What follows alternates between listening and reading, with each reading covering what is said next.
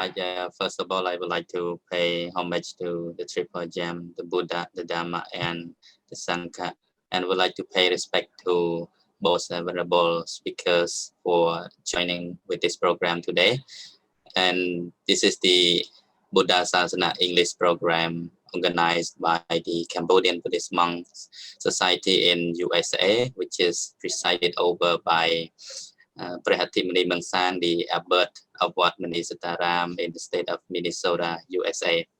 And today we are very honored to come back again with the series of the 5 Buddhist precepts as we have been discussing previously. And today we will be discussing about the second precept, which usually recited in the Pali phrases as Adina Dana Veramani Sikkhapadang Samadhiyami. And sometimes we may have already learned and recited, but we may not be able to understand in detail the meaning of why we chant this phrase, and also how do we go about keeping the 5 precept or the second precept, and what happens if we break that rule, the benefit, also the disadvantage which caused by breaking and also observing the moral precept.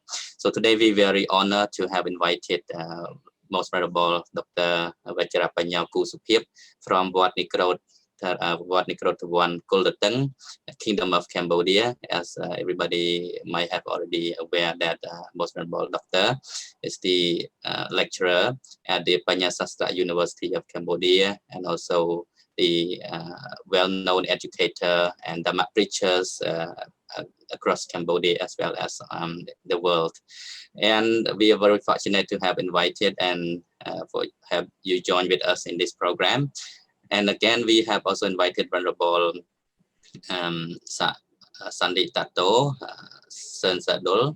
Now he currently resides in California, San Jose, USA. And Venerable also have graduated studying Buddhist philosophy from Burma. We actually were the college in Burma. So thank you very much, both venerable Dhamma speakers, for spending time to join with us today. And of course, we're going to discuss in detail about the second precepts. I believe that a lot of people already know how to recite the precept, especially in terms of Buddhists around the world. They know how to do this. But as a matter of fact, I would like to bring up this topic. I want to try to break it down so that we can understand better the concept of the 5 precept, each precept and its factors which leads to the breaking of the precept, and also the advantage which gain through undertaking this precept. So first of all, I would like to invite Venerable Dr. Kusupip to give a little bit explanation before we start discussing the second precept. Would you mind explain in your own way what is sila means to you, and how is it important to our life? Right. Thank you, Venerable Soktiwi. I would like to pay homage to the Triple Gem, the Buddha, the Dharma, and the Sangha, and the 2 venerables here. And good morning, everyone from Cambodia. Maybe it's evening in the US, right? Yeah, it's Okay. evening. Yeah. Okay. So I would classify the definitions of sila into 2. The first one, what we call in Bali, charatasal, means behaving properly. How you speak, how you act, how you present yourself to the public, to the people around you properly.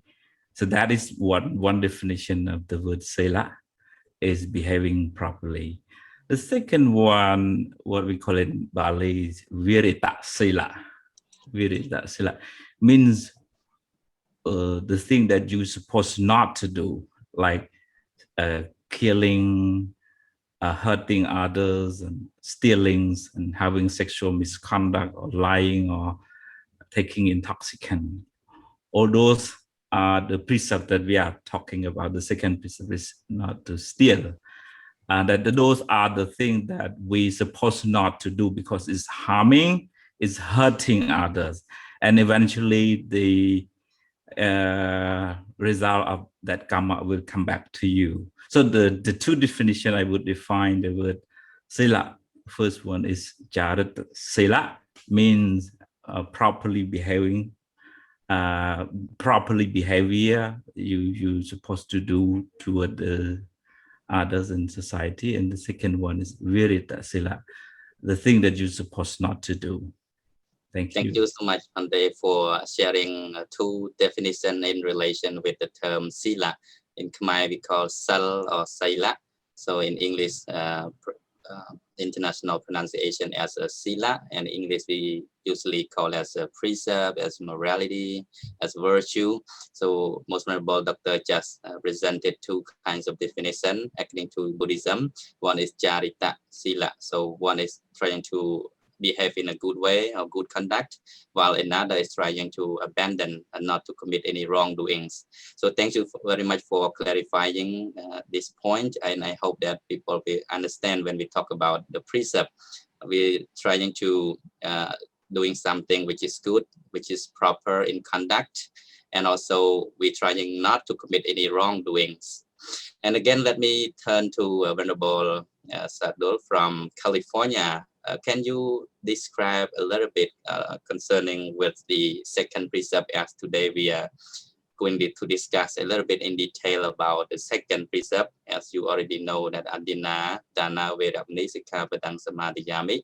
In Khmer, we usually recite as Adina, Dina, Vedamni, Sikkhapadang, Samadhiyami. Can you give a little bit of explanation? What does it mean, and how can one observe this precept? Thank you, Venerable Dr. First, I would like to pay homage to the Triple Gems, pay homage to most Venerable Posapir and Venerable Dr. and Venerable Take Care as well, and to all most Venerable. And I'm honored here. And first, before I go into explain the second precept or the sila, and I want to divide into two parts. One is in regarding to the teachings of the Lord, and another is regarding to the societies in the science, because the precept here is not exist only in Buddhism.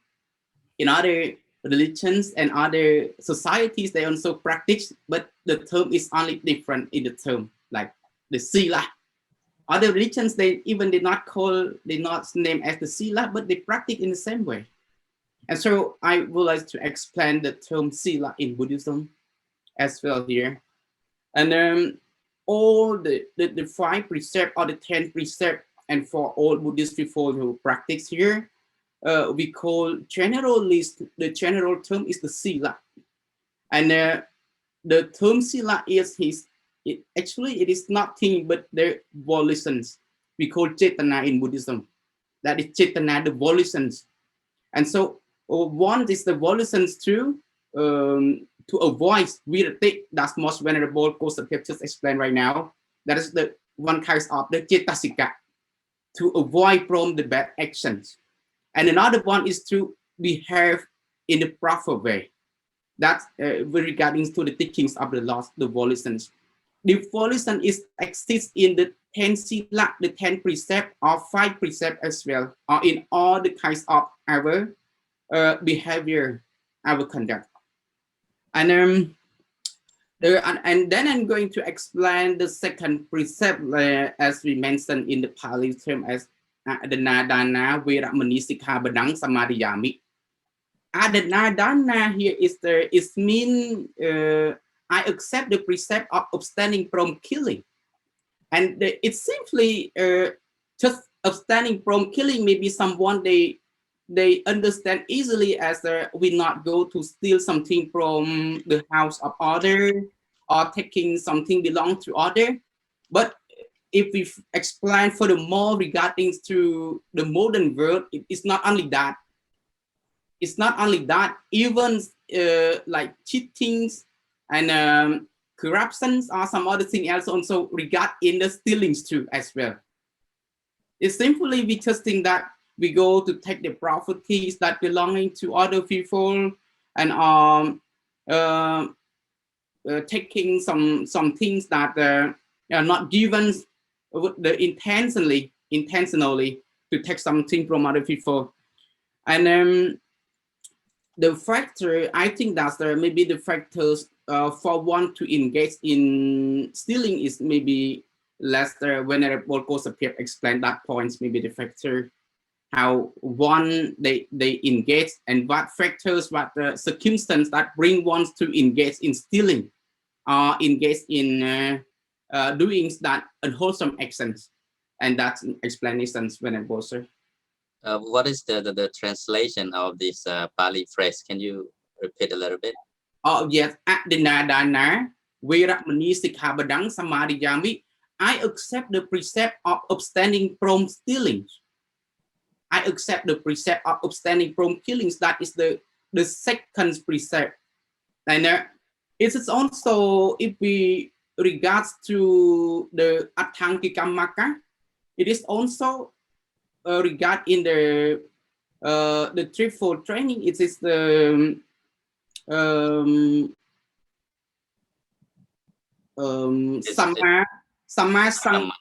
Kammanta. It is Samma Kammanta is regard in the Samma Kammanta. If anyone commits one of that actions, it is the obstacles of the Magga and Phala in practicing the insight meditation to obtain the jhana. If anyone commits one of that, it is not able to develop more in the insight meditations.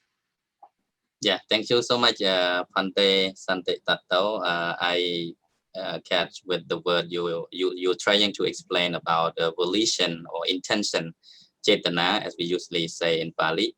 So cetana is actually the main factor of the sila when we talk about how is one called as a virtuous person or not. How can we observe the precept? So by our intention, by our volition in trying to not commit any wrongdoing based on these 5 training rules. So that is why precept plays important about the volition or intention. Like in this regard, you're talking about the intention to abstain from stealing or to avoid from taking what is not given. Thank you so much for sharing this explanation. And let me move to Most Venerable Dr. Kusupip. We know that people always come to the temple they always say they go to the temple to ask for precept from the monks. Here it sounds a little bit curious to me that is the precept exists in the monk? Why do people need to go to the temple to observe the precept? Can you actually explain how can we observe this second precept? Is it observed or undertaken by reciting from the monk, or is there any way to observe? How can we make this precept happen to us? Thank you. So I think obtaining or practicing the precept, the sila, traditionally we go to the temples and ask from the monks, but you can either stay at home and still can observe the 5 precepts by your own in front of the Buddha statue in your home or inside your room. You just have the intention. You just make a commitment that I would obtain or practice or observe the 5 precepts: not to kill, not to steal, not to have sexual misconduct, not to lie, not to take intoxicant. I would practice the 5 precepts in this day or in any day. You can make a commitment in your room, at your home, or preferable, you can go to the temple. There are many more lay people there as your witness that you are practicing the 5 precepts, and especially the monk, consider as your teacher. So he is your witness that you are practicing the 5 precepts. So you have the fear that, oh, I already make a commitment in front of the monk that I practice the 5 precepts, I supposed not to break it. So that is the advantage of going to the temple, being with other lay people and asking the precept from the monk. So there are more people around you knowing you that you are practicing the 5 precepts. You are not willingly to break the precept because the other people know you. That is called what we call in Bali here. Here mean you feel like, oh, others know me that I'm practicing the 5 precepts. I supposed not to drink alcohol. If you make a commitment at your home, you feel like you feel free. I didn't care. People didn't know that I make a commitment to practice the 5 precepts. So that is the advantage of going to the temple. But actually, the precept can be practiced at home. Can be made a commitment at your room or in front of the Buddha statue at your home. Thank you. So thank you so much. So by what you were saying, that precept is not inside the monk or somewhere else, but it is from our volition, our intention to abstain from committing wrong and to do good conduct. So basically, the precept can be practiced on our daily basis, no matter where we are, no matter what we do, right? Is it the can you prove, like, how do we know if people really have the precept or not? If people sometimes they've been going to the temple for most of their life and they've been reciting after the monk, but actually sometimes they never practice that on daily basis. Is that still consider those kind of people still, did they have the precept or not on there? He himself, she herself knows him or herself well, whether she or he has a precept inside. We cannot judge them. So it depends on their commitment, their practice toward the precept. If they can protect the 5 precepts well, so we consider them as a person who has sila. But we cannot know for sure. The white clothes, the yellow robe cannot determine whether you have sila or not. Yeah, thank you so much. Let me move to Venerable Sante Tato. Can you give explanation concerning with observing this second precept? I know that it's good when people can observe and try to practice according to this second precept, but what are the factors that lead to the breaking of this rule? Can you give some explanation concerning with that? Please unmute yourself on there. Thank you, most venerable. And the same way with the court or the lawyer, before they going to tell some things, maybe in Buddhism the same.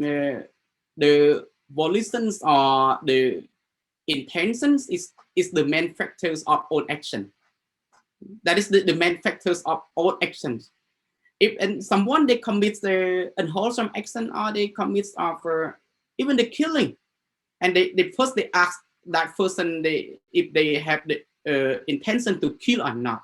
In stealing the same way, and in this precept, for the second precept in Buddhism here, however, the Buddha put down for the 5 factors to trust or as the circumstance to make a decision if that one they breaks the stealings or not, the stealing trend moralities or not. And so that factors is going below. The first one is there in Pali. It is as the para parikahitang. Para parikahitang is mean that the properties belong to the owner. It must be belong to someone. Sometimes the property is not belong to anyone. For example, we go to the farm and we see some kinds of the vine fruit. It grow on the farm and then it's not belong to any owner. And so when we feel hungry or something, we can take that fruit, but it not belong to anyone. But here, they belong to the owner. They must be the owner. They know, oh, that's one belong to someone. And the second factor is the paraparika hita sangita, knowing, because the thief, they already know that, oh, maybe he is the owner of that property. They know already the person, the owner, and the property belong to that person. That know. And the third factor is the theya chatang. Theya chatang, that is the intentionally. They intend to steal that one until they succeed. That is the third factor. And the fourth factor is the opakamo. They try their best to commit it. You know, or where they put the property, where the owner, they put the properties in the home, in the house, or in the farm. And so they try their best to steal that property. And the final factor is the tena harana. Successively, the property is taken away by that thief, by the robber. And so with these 5 factors, we can make a decision that person they break the trainings of stealing, the stealing precept. That person, for a Buddhist monk, it is not returns to the training for Buddhist monk regarding to the stealing. So this is very serious one among the 4 training rules for the Buddhist monk. Stealing is really danger for the Buddhist monk. Even a cup of the water without offerings, a bowl of the rice without offering by the fearful, without given by the donor. If any Buddhist monk go to take it without permission, with the intention, I mean that with the intention, volition here, to take this is away, that the state of the bhikkhus not no more. The state of the bhikkhus of that monk no more. Even he still wear the yellow robe, but only the form, it is no more the Buddhist monk for him. Even he tried to practice the whole life, he is said not to be obtains any persons of practicing. Even he even bring more the harms to himself as well as.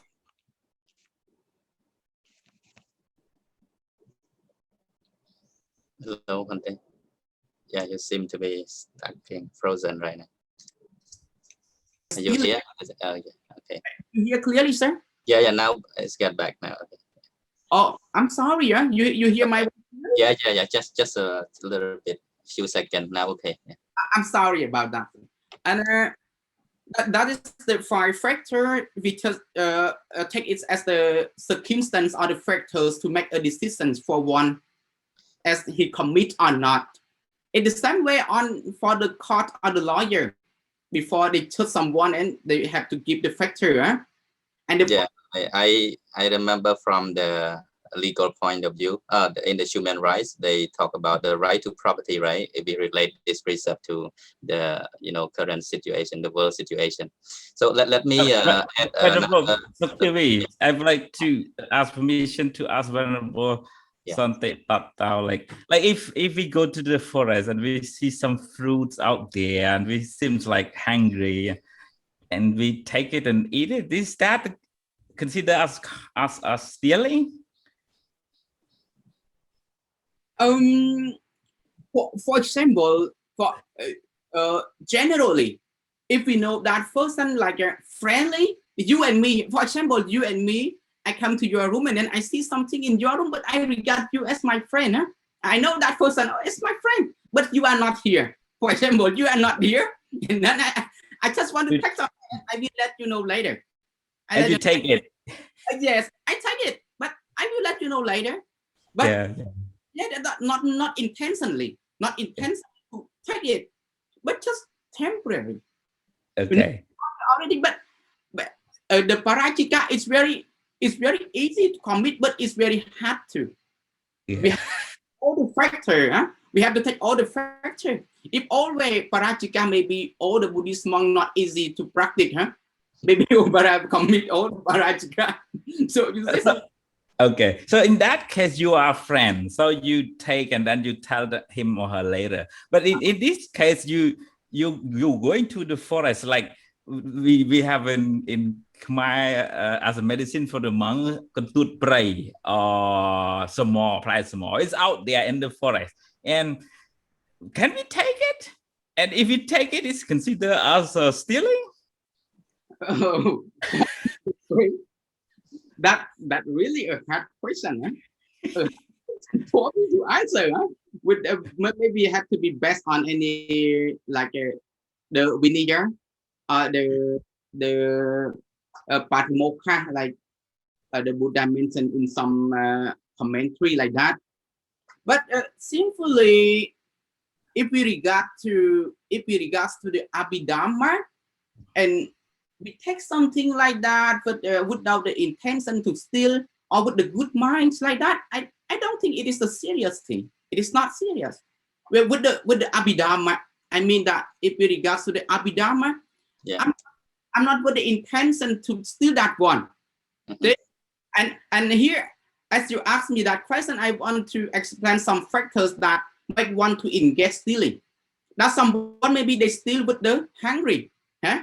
They take it with the hungry, not want to be rich, or not want to be not because of the greed state of the mind, not because of the greed, but like a small boy or the small kid, they go to the market and they see something, and without the greed of their minds, but just like, oh, look very nice, it look very good, and then the kid take that cake to eat.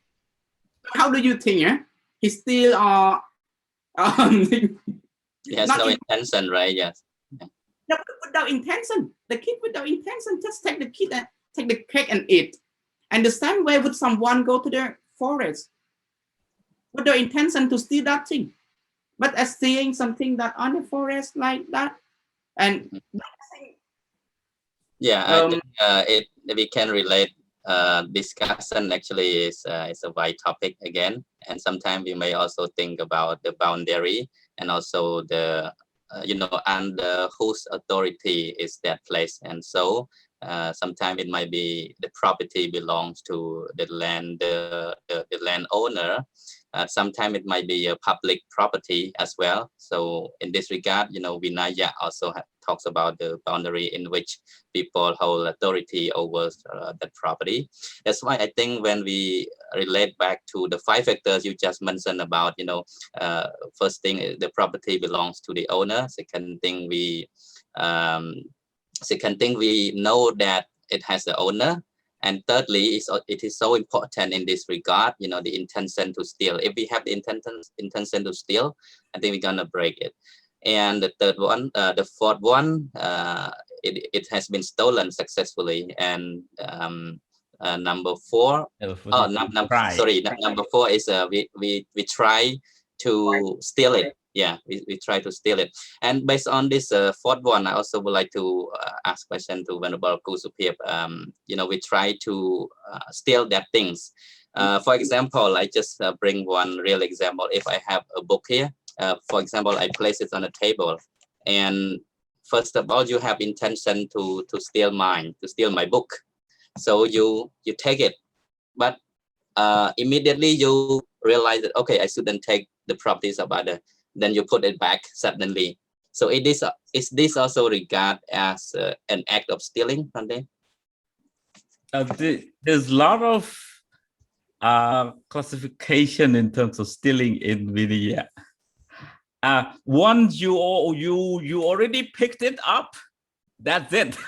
Even though you have the intention to put it back, the act of stealing is already done. Yeah. As soon as you move the thing, right? Yeah. You pick it up, you move it up above the place that it is placed there, and it's an act of stealing. Even though you have the attention, you see the camera out there, and then you put it back, it's still stealing. What about if we think that, okay, now I'm so hungry and I see the food in this house and I cannot find any owner, and with your intention you think that, okay, I gonna borrow it, but you don't have intention to steal it. You think that one day you will return or repay back to that owner, but today you just take it, because you're so hungry. But when the owner realizes that you have taken their things, they become very angry, and they insult you, whatever things. Is this can be considered an act of stealing too, or what? I think it's venerable something that I already mentioned. The act of stealing is the act of the intention to steal. So you don't have that intention. So it's not considered as stealing, even though the property owner consider you as the stealer, the cheater, the thief. But you are not, because you have no intention to do that. Okay. And here is the thing, the vinaya, you can do that, but you owe that property owner. You need to pay back. If, for example, you go to that to someone's home and you take something and you have the intention to pay back or take it back, you owe that property owner. And if you don't pay back, it is a kind of stealing later. Okay.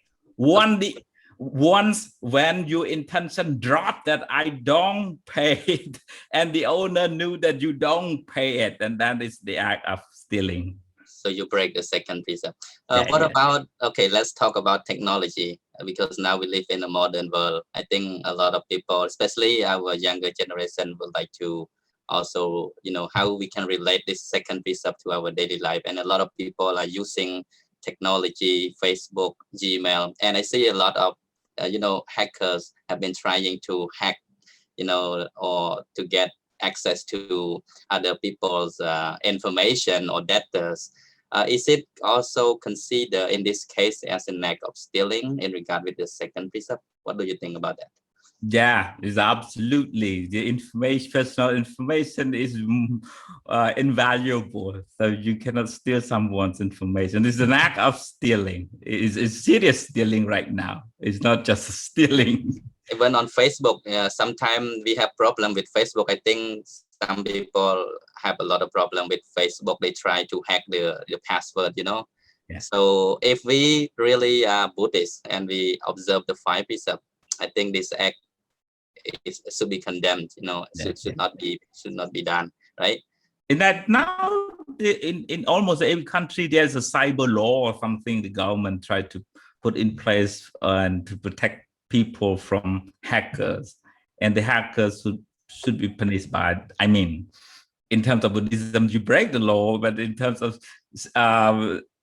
government or authority, you're punished by the law. Yeah. Okay, let me move to Venerable Sunday Tato.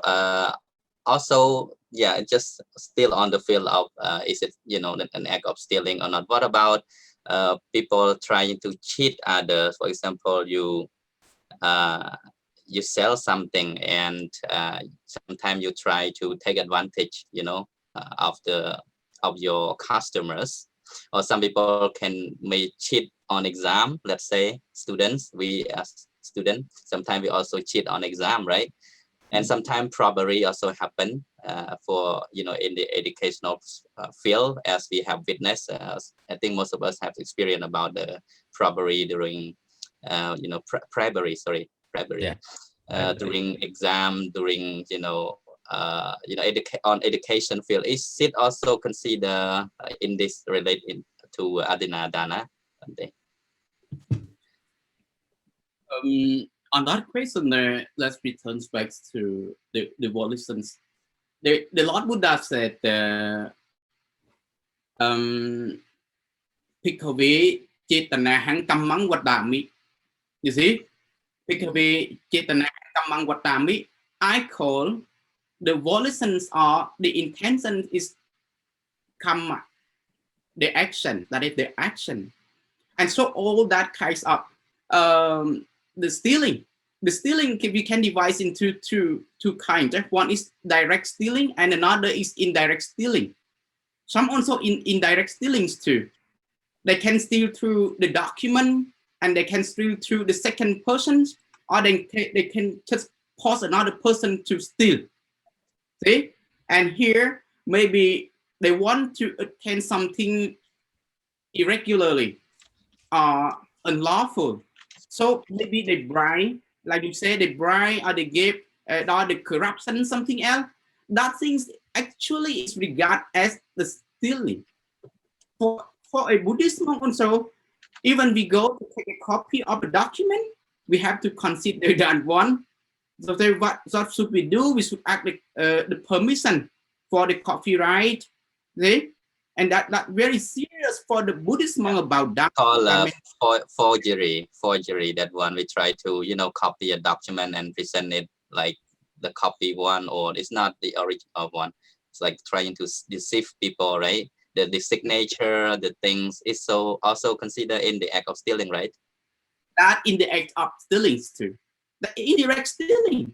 Actually, they by signature, by giving the agreements to the trip also. Even if we give the agreements to other people with the intention to give them to steal to other, that is like indirect stealing. We can regard as indirect stealing, but with the intention as well. That's all. Yeah. Well, Marcus, you have anything to add on to that concerning with trying to copy document or deceiving people's information? Let me do some positive message. Yeah. I don't mind when I was something that I already mentioned it. Well, so that is a very different topic. I went to Germany and I went to the farm of the people in Germany, and the fruit out there, and every home, almost every home has their own little farm, and then they grow some plant, vegetable, or fruit, and then they left some fruit in the bag on their fan. Cáiដាក់ផ្លែឈើដាក់ក្នុងថង់ឲ្យបតោងនៅនឹងផ្លូវលបងគេលបងផ្លូវដើរហ្នឹងណា and if anyone have any extra fruits or extra vegetable, they just hang on the fan. Then the other people go around and see that and they can take it. And I think that is so great. I mean, and I ask people there, do you see some people just bring their cart and collect all the fruit in the cart and bring home? Just talk a little bit English. សួរគាត់ថាចុះមានអ្នកខ្លះលោភហើយអញ្ចឹងយកអាតេះយកអីមកដឹកអាផ្លែឈើហ្នឹងទៅផ្ទះហ្មង and they said that no, they just take little, just one bag or whatever. And I thought, wow, that is so nice, and that is more than Adidana Veramani. Is more to the giving, and that is, I mean, not taking but giving, and that is good. I would like to I'm sorry to give away to go away from the topic. No, actually we are going to that point. Of course, yeah, you mentioned about this because they've been talking about the act of stealing. So in the opposite way, the Buddha also talk in relation with the virtues accompanying virtue that which to be developed when one try to avoid stealing or taking what is not given. Instead, one should develop charity, doing donation and things. You maybe Venerable Sansadol can add on to that about the act of giving, or doing charity or renunciation, or living the right livelihood as in the opposite of stealing. Can you give a little bit explanation on to that? And that here the positive points, because all that actions, all the actions of stealing is maybe happens through the three factor. It's happened through the three factor. First one is maybe the great lopa. It's happened. The stealing will happen through the lopa cetasika. That is the main state of the mind, and dosa as well. And the second may be dosa, because of dosa, hatred. They hate someone, they not really want that property, but they may be because of hatred. Right. You can destroy the property. Mm-hmm. That's correct. Yeah. And the third one may be delusions of the mind. Maybe the wrong view, they not believe in the fruit of karmic effect in the future. That is not moha. because of Muha as well. They not believe like it's related to the wrong view. Ujjeta Tithi as well. That is very deep on the teachings of the Lord Buddha to understand. Ujjeta Tithi not believe the lies for the that exist as well. And so because of that, they commit the stealing, maybe commits of the bad action. And so instead of that, we have to develop the compassion and sympathies and the loving kindness as well as the charity through our verbal and physical action as well. For the charity, we do the donations, or we try to offer our mind very kindly to other people.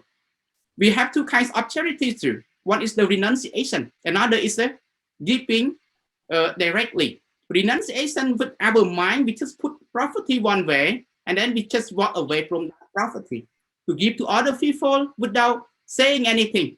We just put here, and if anyone want to take it, okay. That is the way of the charity, to give away and to deliver to get the liberation from the greed state of the mind. The way of the Bodhisattva, our Lord Buddha also practiced on that way. He give the charity or the renunciations regarding without the people as well. He just put one way and then he just walk away from that property.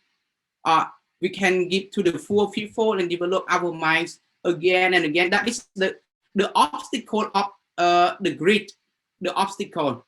We try to be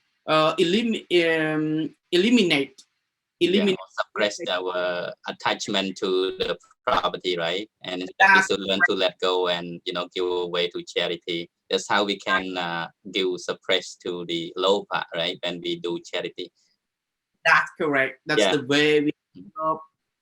Yeah, thank you so much, Pandey Sanditato. Let me move to Venerable Kusipip. You have anything to add onto that? I would rather ask Venerable Soktil. Yeah. Ask me. I'm not a speaker. No. You stay there in the US, so you know more. Do American people practice the precept, especially the second one, Adinana? And do you see the dana, generosity out there, even though they are not Buddhist? Mm-hmm. Yeah, that's a good question. Okay. So do they practice the second precept? Do they do the generosity? Yeah, of course. That's why, just like Venerable Sanditato talked earlier, that precept does not just belong to Buddhism. That is why some people, even they don't call themselves as Buddhists, or they are non-religious people, but they do have precept, at least 5 precept on their daily basis. Even though they don't come to the temple to recite or chant after the monks, but they do, refrain from harming, killing others. They respect the life. They also very generous, very kind. They, if there is any voluntary work, social work available, they will give time to do social work to have community. I see people here, they really like to come to have the community here. Like we have a great Sierra Khmer community here, and a lot of foreigners are volunteering, helping the work, even coming to the temple. They are not Buddhists actually, but they out of good intention. So they want to have render service to the community, to have them live a better life. So I think the act of giving, or also the, on a term, on the field of the precepts, a lot of people are, practicing this precept even they don't call themselves as Buddhists or any kind of, religious background, but they just do it out of their good intention, out of their heart, So I think this is very great question that the master has just asked, because I observe a lot of American people here. They come to the temple and they don't even know about what Buddhism is, but their action of kindness, their action of respecting others, respecting the life is very great, which I really appreciate it. Yeah. So let me turn back to Venerable Kusupip about that. Maybe you can add something about the charity or donation, and especially in time of hardships. Like in Cambodia, a lot of people people are facing the economic downfall and hardship because of food, even the monks themselves. So you might aware of the situation very well right now. So in this time, it is the right time to do dana, to do a donation. Is there any way you can, maybe get some example of how we can do things to charity and donation? I would raise my own example. It's not to show off, but that is my case. There's a case of fire near the temple, burning one house to the ground, and and during the COVID time, it's pretty hard. But I saw so I mean, the heart of the people, even though other also suffer from the COVID, but they are willing to share. Some donate, I mean, $20, $10, $50, something, and a bag of rice and other stuff to the family. And that is what we call in Buddhism, kala dana, means giving according to the time. So that is the time that people need. So you offer it, you give it, and according to Buddhism, for the fruit of that kind of action will be great because you do it according to the time. And another thing is COVID, like we classify people in Phnom Penh to red zone where people cannot go out. The government try its best to offer food, and also the general public also share to the people in that red zone, even to the temple. Some temple also quarantine themselves because they are connected to the COVID positive person. And we at the temple, I mean, as a brothers in Buddhism, we also share what we have at the temple to other temple. And the local authority, the people in the villages also willing to share some donation to the temple. So that I see it and I appreciate the kind heart of the rich people who are willing to share some of their property to the needed people. Yeah, thank you so much. That is the same thing as we usually say in Khmer, help each other in times of need, So in Buddhism, it is a timely donation. It's at the right time that people are really in need of food, in need of supplies. So your donation, even it is a little bit, would be really matters, really helpful for, a lot of lives in Cambodia. And specific example for myself too, we have received some fund from our donors throughout the state. At least 10 states, they have sent some budget through me, and I also have sent it to Cambodia to have relief, to have some red zone family and also the monks in different temples. So such a kindful act that we can really help each other in time of need. I would really appreciate all donors who have, the kind heart to offer help, to offer service to our people in Cambodia in times of need. So that is good example of the act of giving, the act of charity as in terms of stealing. So the Buddha really emphasized this second precept as one of the important, basic training rule to make ourselves happy, to live a meaningful life, and also to achieve higher mental development. So let me turn back to Venerable Sandhi Tato about that. Can you give the reflection about this second precept? Why do you think that why the Buddha laid down or promulgated this second precept as one of the important things for human beings to practice on a daily basis? Can you give a little bit explanation how important is it and why the Buddha advised this precept for us to follow? As I think not much are there religions that they believe in the effect of the karmic cause. And it is maybe unique for the Buddhism only. The Buddha say that kamma saka pikkhave satta kamma teyete kamma yoni kamma pontu kamma padisarana yang kammang karonte kalayanang vya papakang vatasa tayata bhavanti. O bhikkhu, the people have their own action as their relative, their own action as their property, their own action as their lineage, their own action as their world, their own action as their world for the next existence. And so that from this point, maybe the Buddha try to cut even from the cause of the problem. The Buddha tried to eliminate the cause of the problems, not just to give the medicines to the ill people, but show them the cause of the illness, what brings.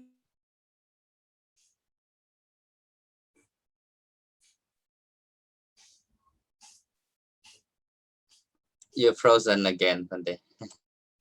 It's frozen again? Okay, now you're back. Yes, you're back now. I'm sorry. Yeah, maybe sorry. because of connection. The connection in my side very low, so there's some problem I see in my computer here. It's very, very slow, Pante. It's problem again. When Rebel Socrates came out, maybe he laughed a little bit. Please continue, Venerable. Oh, he's back. Yeah, Pante, Sunday, are you still here? So the Lord Buddha,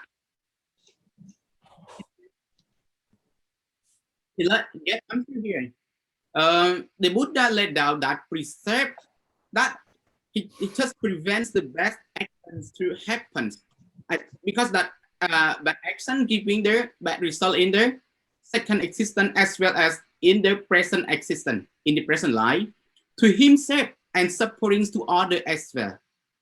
For example, if someone they carries the wrong view, michatiti, not believe the effect of the karmic effect or the results of the karmic in the future, so they may commit whatever they want through the attachment of the sensual pleasure, kamma tanaha. They do whatever they like. They enjoy their lives, stealing, killing, or engage in the sexual misconduct like that, and everything, etc.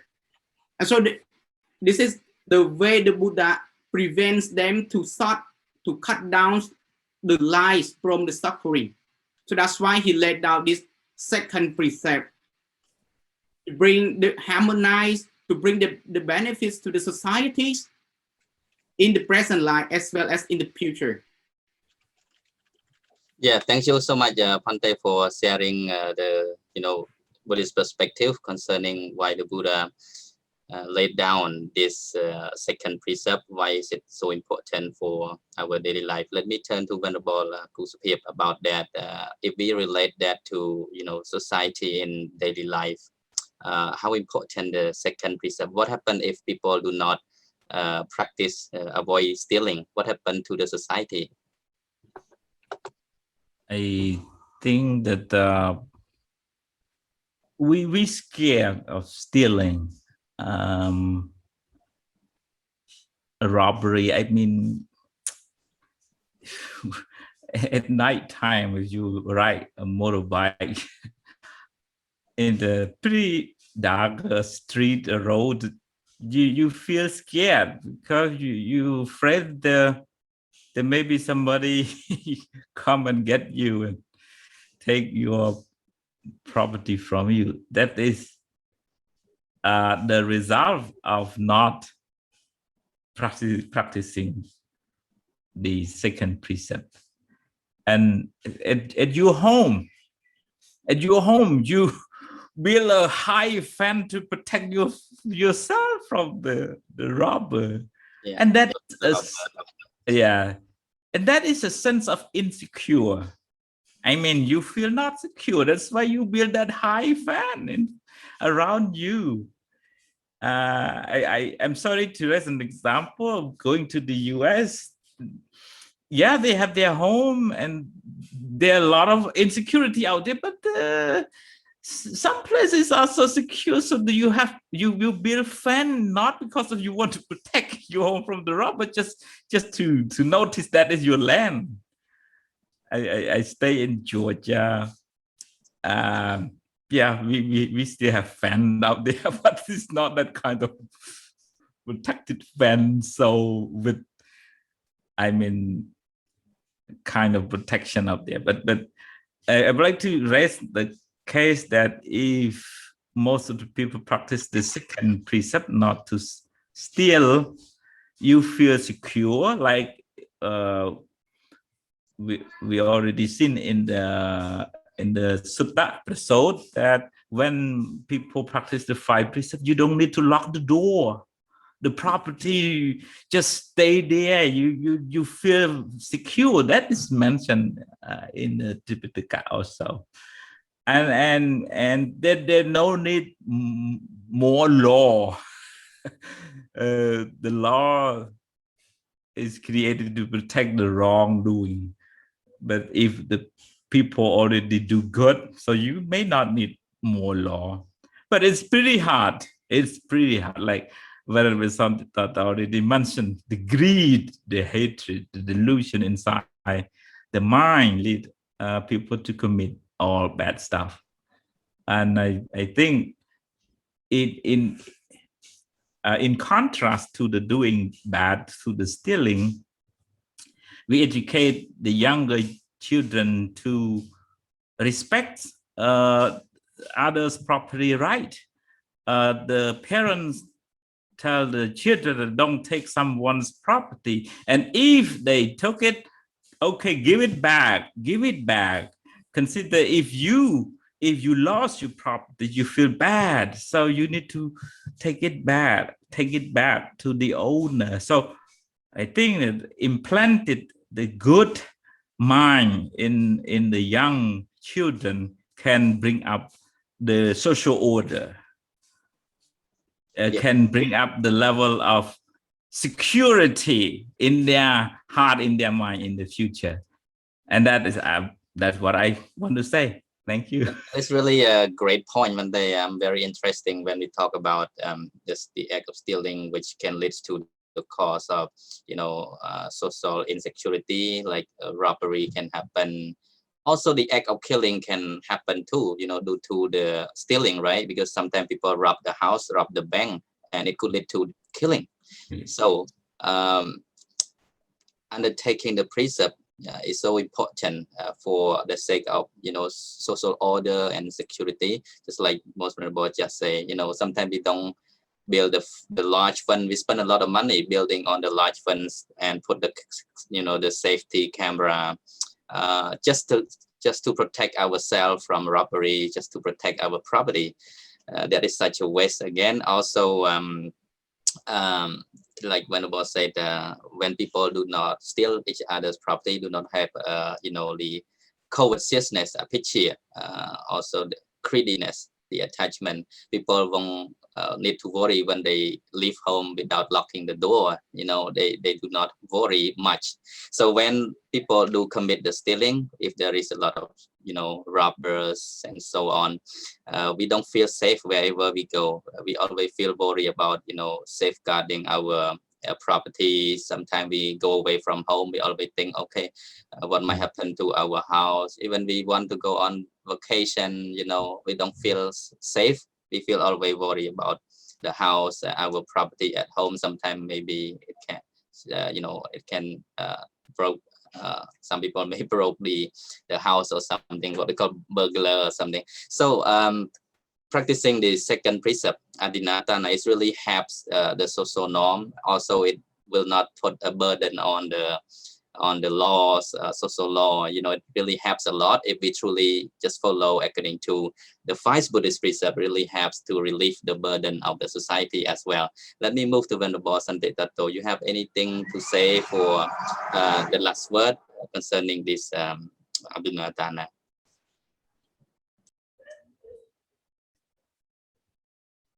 We cannot hear you, Kande.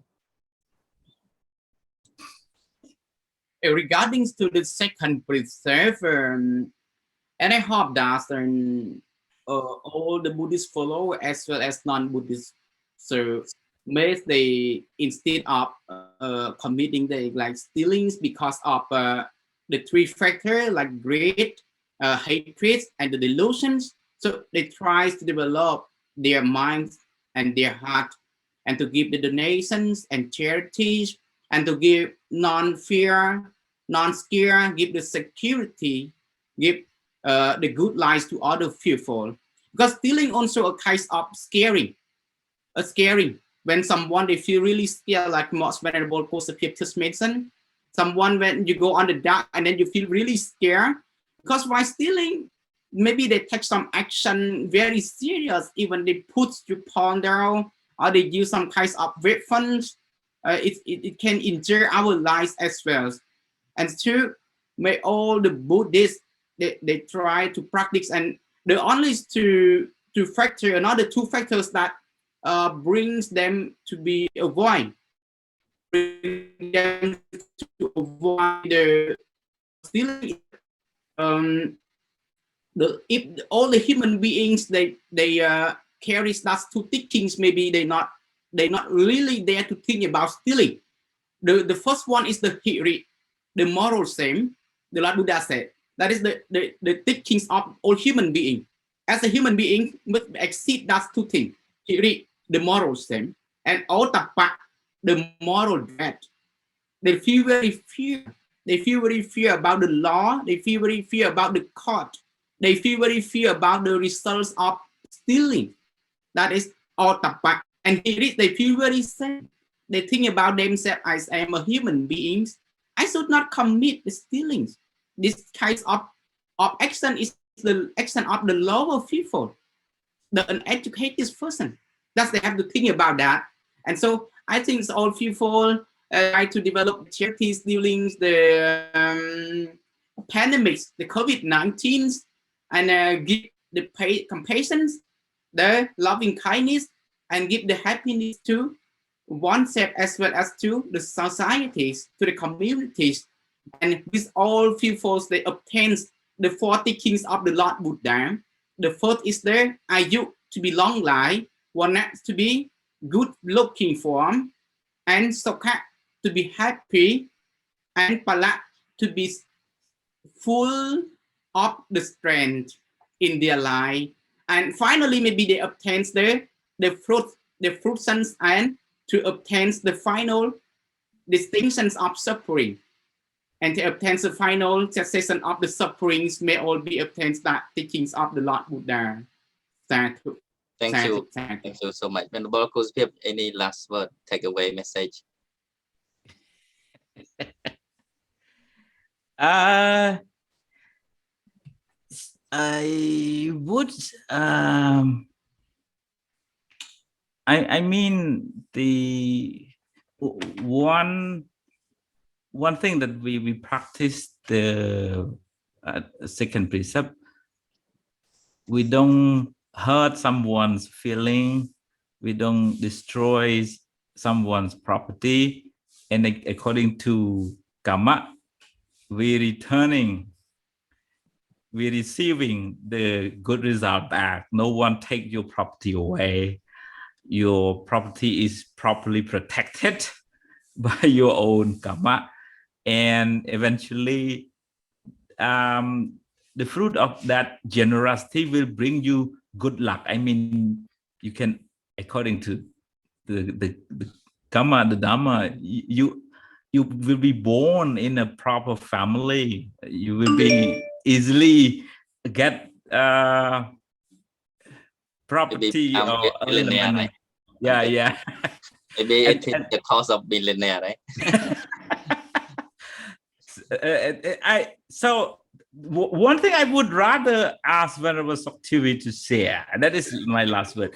I mean, we knew that we go to the temple, we ask precept from monk, we recite after the monks. uh, would like you to share what can we learn from the way of American people observing the precept, the second precept or the first precept or whatever. I mean, in terms of sila, do they need to realize to really reciting to practice the 5 precept, or what precept, or what, I mean, what kind of behavior is considered as real precept in daily life that we can learn from American people? Thank you for asking me back. Actually, taking my real experience, my incident here, because we have a lot of foreigners coming to the temple, every week. And, in any ceremony, my community, my family, they also have a member of foreign or American friends. They come along, and the one who always explain them what we're doing in the ceremony. So whenever there is people asking for 5 precept, I always explain them. And just like when the boss say, it's not important. It's not a must that we have to recite after the mantra. For some foreigners, they don't even know how to chant. Yet they're practicing it, right? But while for some Cambodian people, we do recite it, yet we don't practice it. So what's the difference? I mean, what is better? One reciting but not practicing it, right? Like sometimes the precept is on the mouth but not in the heart. But even they're foreigners, they're not religious, they're not Buddhist, they don't know how to recite, but they really practice it on a daily basis. So which one is better? Just kind of reflect for yourself. So what I guided them is that I tell them, okay, why for Buddhism and also the Buddhist followers, it is so important. The Buddha advised to observe the 5 precepts. So one thing is the benefit of ourselves, learning to train our mind, to give away, to not commit any wrongdoings. Because one thing, if we cause harm to other, in return we also get harmed. In return if we cheat other, in return we get cheated. So this is a matter of cause and effect, karma, and its reverse, its result. This is one thing that the Buddha advised. We should observe the 5 precepts. And by observing, what we really mean here is not just by reciting, right? But we have to observe it by our intention to not to commit those wrongdoing, by not doing those wrongdoings, and by practicing good conduct. So this should be the way how we observe the precept. Because by reciting, but if we don't have intention to refrain from them, so that we cannot call them as a precept. So the precept when we only do good conduct and refrain from wrong conduct, right? So thank you, Venerable for raising this point, and I would like to wrap up today's discussion by accumulating the merit from this Dhammatana, the gift of Dhamma to all people. Hopefully, throughout our 1 hour live show discussion, I hope that our audience can get some understanding about the second precept, Adinatana, which is taught in Buddhism, and how important for our daily life, for our daily practice, to have relieve the burden of society, as well as to give people security, a sense of happiness, a sense of forgiveness, and a sense of loving kindness toward each other. When we appreciate, respect the right to property of others, we also giving a sense of kindness and security to them, to the world. So be happy, be kind, and be compassionate. I would like to wrap up this by thank you so much again for both Venerable Speaker, Venerable Dr. Bhikkhu Vajrapanyo Kusupip from Wat Kolateng, Kingdom of Cambodia, and Venerable Santi Tato from California, United States of America. Again, thank you so much for all audience, and wish you all the best of luck. May you be blessed with the Buddha blessing, and be happy and be well. So much Namo Tania. Goodbye.